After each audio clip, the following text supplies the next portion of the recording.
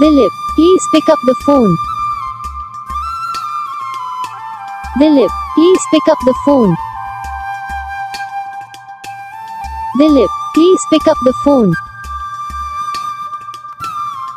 Dilip, please pick up the phone. Dilip, please pick up the phone.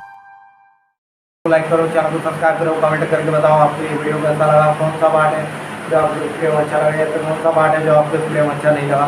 अगर आपको ये ringtone पसंद आई या फिर आप ये कौन सा रिंगटोन बनवाना चाहते हो तो आप हमें कमेंट कर सकते हो। हम आपके लिए रिंगटोन बना के चैनल पर अपलोड कर देंगे।